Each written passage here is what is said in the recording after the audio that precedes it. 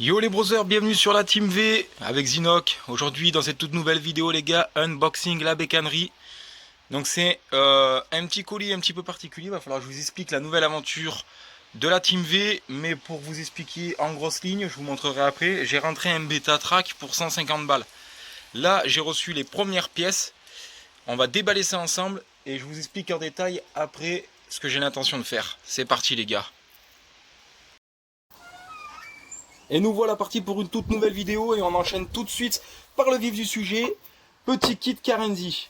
Donc moi, pourquoi j'ai choisi ce kit, je vais vous expliquer pourquoi. Parce que là, je suis parti dans un nouveau concept. J'ai l'intention de vous faire des vidéos où c'est que je vais vous présenter justement des kits à bas prix en configuration 50.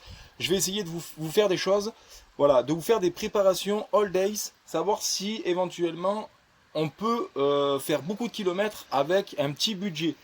Allez, on déballe ce kit ensemble. Donc, voilà comment la petite boîte se présente. Moi, je trouve que pour le prix, très franchement, c'est très bien rangé. Donc ici, vous allez avoir les notices autocollants, pochette de joint, piston, axe de piston, clips de piston et le kit. Je vous déballe que le kit. Donc, comme vous le savez, chez Carenzi, les kits sont en fonte bisegment. Ce sont des kits 49,9 cm3 à 5 transferts. Et c'est un kit qui est bleu. Et moi je le trouve très joli. Donc ce kit est vendu sans culasse au prix de 70 €. Vous allez pouvoir le trouver sur la bécannerie, vous allez pouvoir le trouver sur Scootfast. Il va tout simplement falloir adapter votre culasse d'origine dessus. Donc conservez bien votre culasse, puisque votre culasse en fait, tout simplement, elle va venir dessus. Voilà comment ça va se présenter. Moi je le trouve sympa. J'avais vraiment envie d'essayer le Carenzi depuis le temps que j'ai pas eu de 50 à proprement parler. J'ai jamais pu tester le Carenzi parce que moi je suis génération 103 début Derby. Donc à l'époque les kits Carenzi n'existaient pas. Donc là je vais vraiment pouvoir l'essayer et je suis content. On enchaîne tout de suite. Bon, après ça c'est un obturateur de pompe à huile Artec et une petite cage à aiguille Polini renforcée. Pour vous faire une présentation de près, honnêtement, quand vous regardez la qualité du travail, la qualité de finition pour 70 balles, bon, c'est sûr, on n'est pas sur quelque chose de parfait, tu vois, c'est pas net. Parce que si tu regardes bien, bon, il y a des endroits, tu vois, comme ici, là, il y a un petit pet, tu vois, il y en a un autre ici. On n'est pas sur quelque chose de parfait, mais très honnêtement, pour celui, voilà, qui veut sortir de l'origine, même si c'est un type origine, tu vois, regarde, là, il y a encore un défaut ici, tu vois.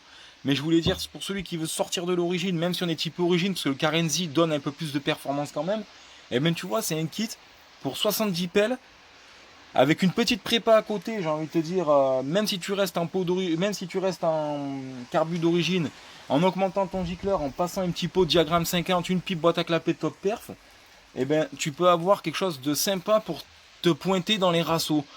Donc moi j'avais vraiment envie de présenter le Carenzi. Pourquoi? Parce que aussi on le voit pas beaucoup. Il y a vraiment très peu de vidéos. Donc sincèrement ça me fait plaisir de vous présenter ça. Mais comme tu le vois, voilà, le Carenzi c'est vraiment, t'en as pour ton prix. Parce que si tu regardes bien, il y a des défauts quand même un peu partout.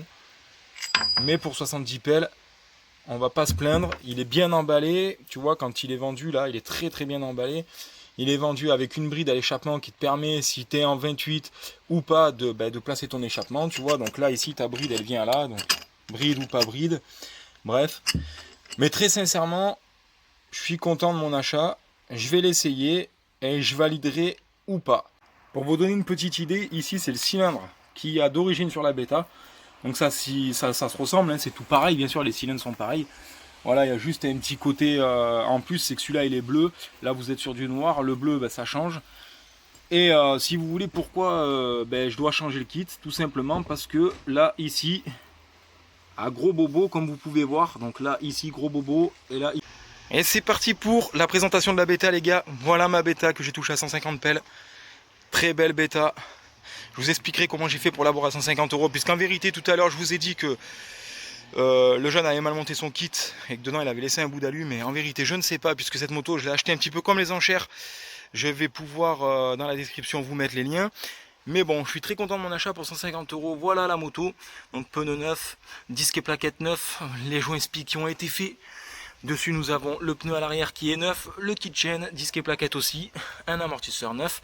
Et au niveau de la configuration, nous sommes entièrement d'origine avec un carbu de 16 et une pipe d'admission et boîte à clapper top performance. Au niveau de la boîte à air, nous sommes sur une boîte à air préparée avec une Big Mousse dedans. Donc moi je suis vraiment content parce que moi qui suis pro boîte à air et qui déteste les cornets, ben ça va me permettre de pouvoir conserver cette jolie boîte à air et d'avoir un bruit un peu plus rock comme les crosses.